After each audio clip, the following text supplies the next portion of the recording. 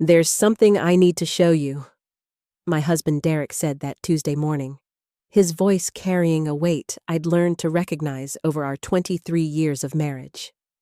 That weight meant bad news, the kind that changes things. I was making coffee. Derek stood in the doorway of our kitchen, blocking the light from the hallway. His expression had shifted into something I couldn't quite read. "What is it?" I asked, setting down the carafe slowly. "It's about my mother. You need to see this." My stomach tightened immediately. Derek's mother, Vivian, had been a difficult presence in our lives since the beginning, but the past 2 years had gotten worse. She'd started showing up unannounced, started asking strange questions about my routines, started insisting on taking photographs of me, even when I asked her not to. Derek had always defended her, chalking it up to her being eccentric, lonely after his father's death. But something in his tone now suggested that excuse had finally expired. Derek led me downstairs to the basement. We rarely went down there. It was mostly storage, boxes of old Christmas decorations, and baby clothes we couldn't quite bring ourselves to donate. Derek walked past all of that to the far corner where his mother's storage unit sat. She'd asked to keep a few things here years ago when she'd downsized her house. I'd never questioned it. He opened the unit. Inside, I expected to see boxes of her belongings. What I found instead stopped my breath. Jars, dozens of them, lined up on shelves like a museum collection, and inside each jar, carefully preserved in what looked like some kind of solution, were human hairs, fingernails, toenails. Some of the jars were labeled with dates. "Oh my God," I whispered. The words came out small, broken. Derek's face was pale. "I found this yesterday when I came down to get the Christmas lights. I didn't know what to do.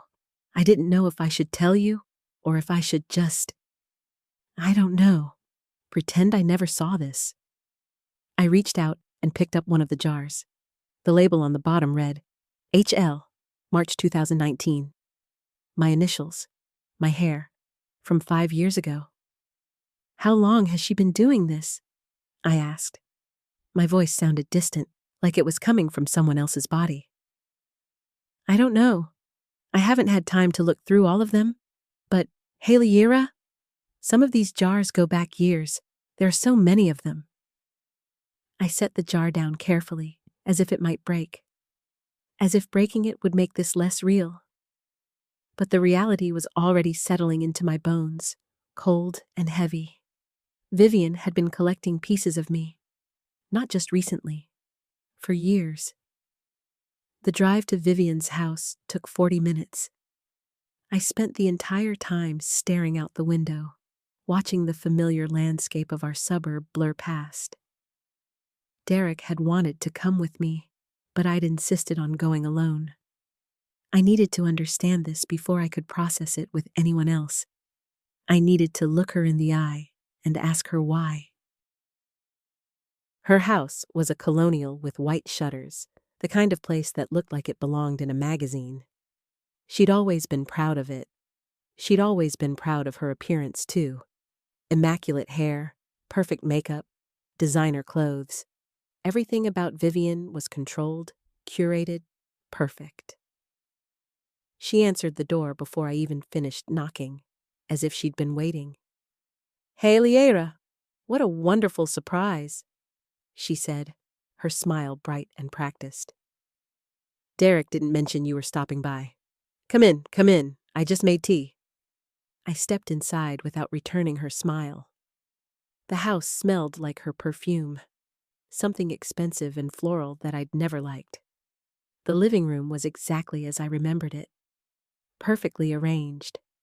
Not a single thing out of place, just like everything in Vivian's life, just like the collection in my basement. "We need to talk," I said. Something flickered across her face, just for a moment. A recognition, a knowing. Then it was gone, replaced by that same bright smile. "Of course, dear. What's wrong? You look upset." I didn't sit down. I stood in the middle of her perfect living room, my hands at my sides, and I asked her the question that had been burning in my chest the entire drive over. Why are you collecting my hair? Why do you have my fingernails? The smile froze on her face. For several seconds, she didn't move, didn't speak. The silence stretched between us like something alive, something hungry. I don't know what you're talking about, she finally said, but her voice had changed. The brightness had drained out of it. Derek found them. In your storage unit. Dozens of jars. With dates. With my initials. Vivian turned away from me. She walked to the window and looked out at her front garden, her hands clasped in front of her. When she spoke again, her voice was barely above a whisper. You don't understand, she said. Then explain it to me. She turned back to face me, and for the first time since I'd known her, I saw something real in her expression. Something beneath the perfect facade. It looked like pain, like obsession, like something broken that had been trying to hold itself together for a very long time. When Derek married you, I lost him, she said. He stopped calling, stopped visiting. You became his priority, you became everything, and I became nothing. So you started collecting my hair? The words came out sharp, accusatory. It started small, she said. After you'd visit, I'd find strands of your hair on the furniture, on my clothes. At first, I just kept them. It was a way of holding on to the connection, holding on to him. Then I started asking for haircuts. You'd leave clippings in my bathroom. Fingernails from when you'd trim them at my table. I kept them because they were pieces of you. Pieces of the person who took my son away from me. I felt something cold move through me. This wasn't just obsession. This was systematic. This was planned. You were deliberately collecting them, I said. You were asking for hugs so you could pull out my hair. You were watching me trim my nails so you could gather the clippings. I needed to feel close to something, Vivian said. Her voice had taken on a desperate quality now. I needed to understand what made you so special. What made you more important than me. Your hair, your skin cells, your nails, they were part of you. If I studied them, if I kept them, maybe I could understand. The basement suddenly felt very far away. The jars felt very close. How many years? I asked. Since you married Derek, 23 years of collection. I had to sit down then, not because I wanted to, but because my legs wouldn't hold me anymore. I lowered myself onto her pristine white sofa, and I felt like I was contaminating it somehow, like my presence was making it less perfect. I need you to stop, I said. I need you to destroy everything you've collected, all of it. Vivian's face crumpled. Haleyera, No, I interrupted. I don't want to hear it. I don't want to understand. I want you to destroy it, and I want you to get help. Professional help. Because what you've been doing isn't love. It's not even obsession. It's violation. The word hung in the air between us. Violation. Because that's what it was. She'd been collecting pieces of me without my consent, without my knowledge, for more than 2 decades. She'd been studying me, analyzing me, trying to possess me in the most literal sense possible. I left her house without waiting for a response. I drove home in silence, my mind spinning with questions I didn't want to ask. How many times had she touched me, knowing what she was about to do? How many times had she smiled at me while planning her next collection? How many times had Derek been in the same room with me while his mother was mentally cataloging every hair on my head? When I got home, Derek was waiting in the kitchen. He looked like he hadn't slept, probably because he hadn't. "Did you talk to her?" he asked. I told him everything, the explanation, the timeline, the systematic nature of it all. And as I spoke, I watched my husband's face transform. The guilt gave way to anger. The confusion gave way to understanding. By the time I finished, he looked like a man who'd just realized his entire relationship with his mother was built on a foundation of lies. "I need to see it," he said. "I need to see all of it." We went back to the basement together. This time, Derek didn't just look at the jars. He opened them. He read every label. He counted them. There were 147 jars in total. 147 separate instances of collection. 147 pieces of me that his mother had deemed important enough to preserve. Derek started taking them out, one by one. He carried them to the kitchen and began emptying them down the sink. Hair and nails and skin cells that had been part of me, now dissolving in water, flowing away into the pipes. It should have felt like a violation reversed, like reclaiming something that had been taken from me. But all I felt was a deep, aching exhaustion. When he was done, he threw the jars into the trash, all 147 of them. The sound they made, breaking into pieces, should have felt satisfying. It didn't. That night, I called my therapist. I'd seen her on and off for years, mostly for general anxiety and stress management. But this was different. This required someone who understood obsession, someone who understood violation, someone who could help me process the fact that my mother-in-law had been collecting pieces of me like I was a specimen in a museum. The therapist, her name was Dr. Reeves, listened to the entire story without interrupting. When I finished, she was quiet for a long moment. "This is a serious psychological issue," she finally said. "What your mother-in-law has done goes beyond normal family dysfunction. This is obsessive behavior rooted in what sounds like an unhealthy attachment to her son and a need to control or possess you. Have you considered whether she might be a danger to you?" The question hung in the air. Was Vivian a danger? She hadn't physically harmed me. She hadn't threatened me. But she'd violated my boundaries in a way that felt deeply invasive. She'd been collecting pieces of me for 23 years. What did that mean about her intentions? What did that mean about what she might do next? "I don't know," I admitted. "I think you need to establish firm boundaries," Dr. Reeves said. "And I think Derek needs to have a serious conversation with his mother about seeking professional help. This behavior isn't going to stop on its own. It's too deeply rooted, too systematic." I knew she was right.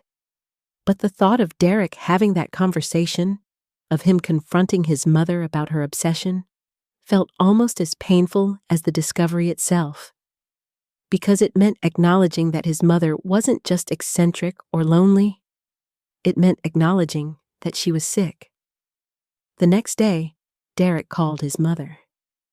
I could only hear his side of the conversation, but his voice told me everything I needed to know. He was angry, disappointed, hurt. He told her that she needed to see a therapist. He told her that she couldn't contact us until she'd done so. He told her that what she'd done was unforgivable. When he hung up, he looked like he'd aged 10 years in a single phone call. "She cried," he said. "She said she didn't know what else to do.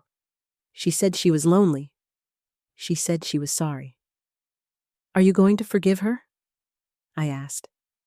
Derek was quiet for a long time. "I don't know," he finally said. "I don't know if I can." Neither did I. The weeks that followed were strange. Vivian stopped calling. She didn't show up at the house unannounced. It was as if she'd simply vanished from our lives. In some ways, that was a relief. In other ways, it was worse, because her absence was a constant reminder of what she'd been doing. Every time I brushed my hair, I thought about her collecting it. Every time I trimmed my nails, I thought about her preserving them. Every time I hugged Derek, I wondered if she'd been planning her next collection. I started being more careful about my personal hygiene. I'd sweep up my hair immediately after brushing it. I'd flush my nail clippings down the toilet. I'd shower with the bathroom door locked. These weren't just practical measures. They were acts of reclamation. They were ways of asserting ownership over my own body, my own biological material. Derek reached out to his mother after 3 weeks. He told her that she could contact us again, but only if she agreed to see a therapist and to provide proof that she was doing so. Vivian agreed. She started seeing someone the following week. Derek received emails from her therapist confirming the appointments, progress reports, diagnoses. The diagnosis was obsessive-compulsive disorder, combined with what the therapist called pathological attachment. Vivian had been struggling with both conditions for decades, apparently. Derek's marriage had triggered a crisis in her mental health, and her response had been to try to control the situation by collecting pieces of me. By literally possessing parts of me, she'd felt like she could maintain some connection to her son. It was a diagnosis that should have made me feel sympathetic, a mental illness that had manifested in an incredibly invasive way.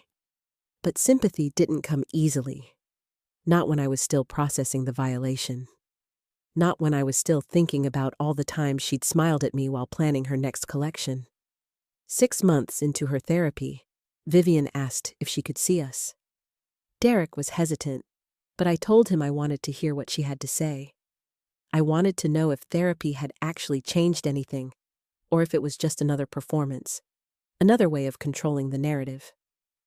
We met her at a coffee shop, neutral territory. She looked different. Smaller somehow, less put together. She'd lost weight, and her hair was graying in a way she'd clearly stopped trying to hide. I wanted to apologize, she said. She didn't look at me when she said it. She looked at Derek. I wanted to explain, but I know there's no explanation that makes this okay. What I did was wrong. It was a violation of your privacy, Haleyera. It was a violation of your trust, and it was a betrayal of Derek. I waited for her to continue, but she didn't.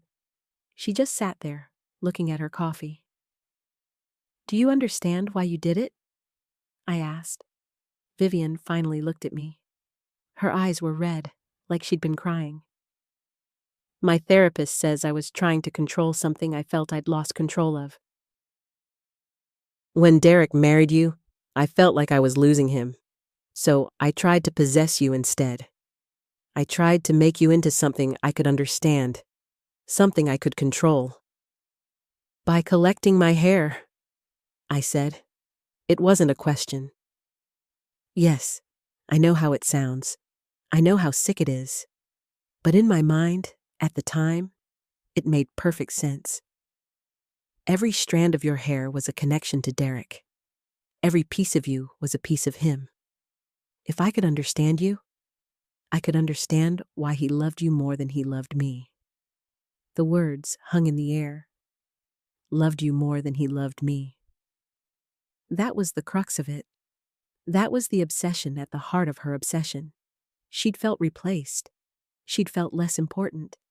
And instead of accepting that as a natural part of her son growing up and building his own life, she'd tried to reclaim him by possessing me.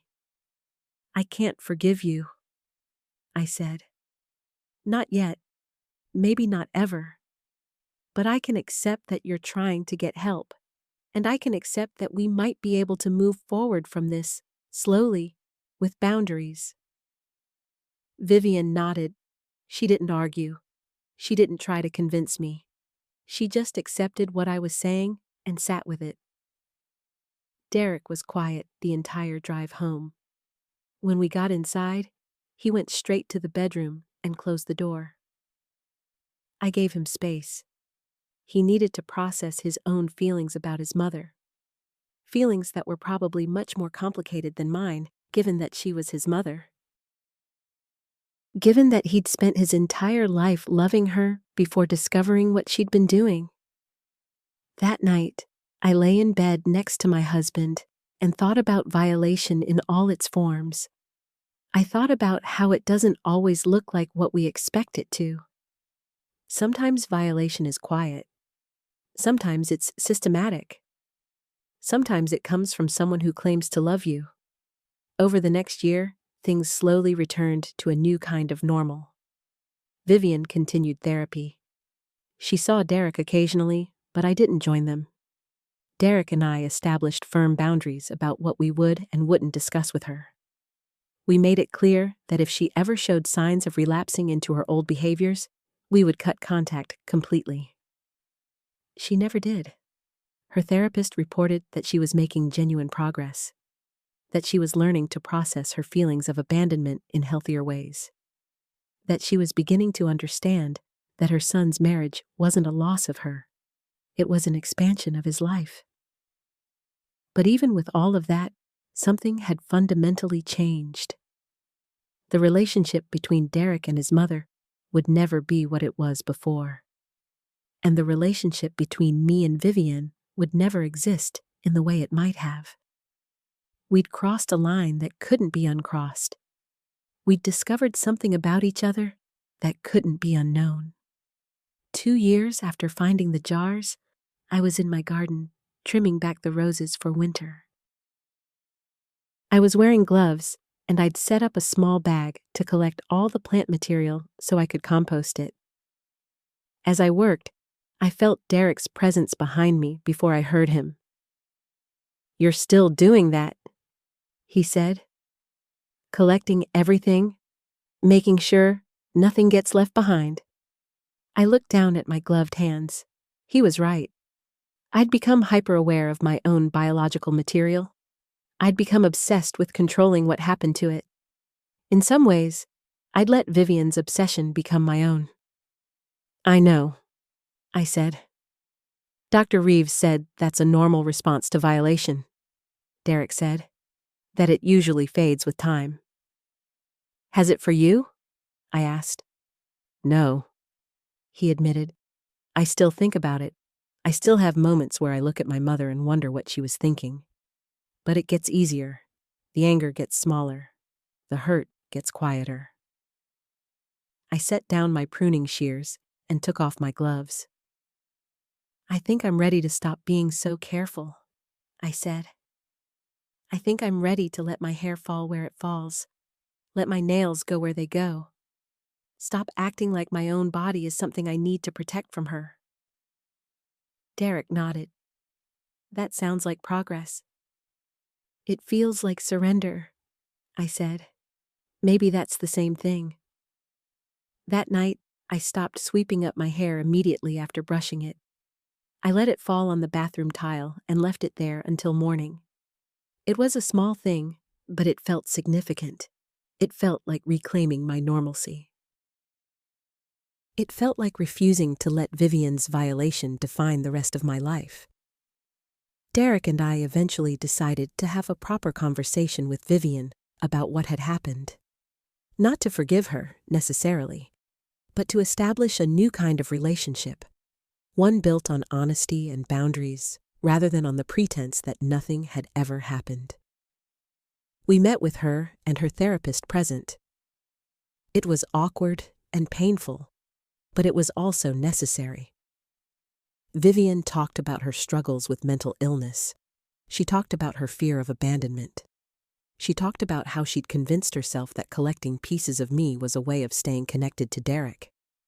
She talked about how she'd rationalized it until it had become normal to her.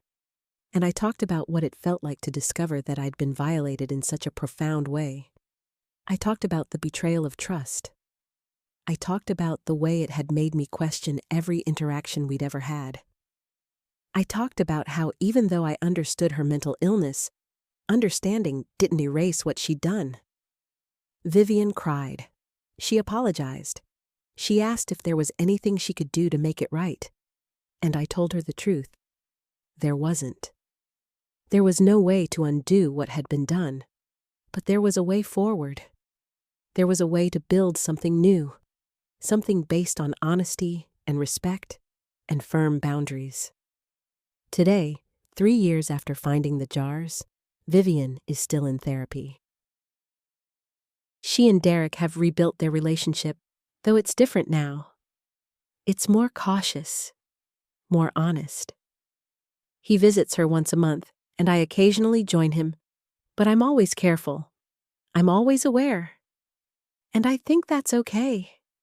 I think that's what trust looks like after it's been broken and then slowly, carefully repaired.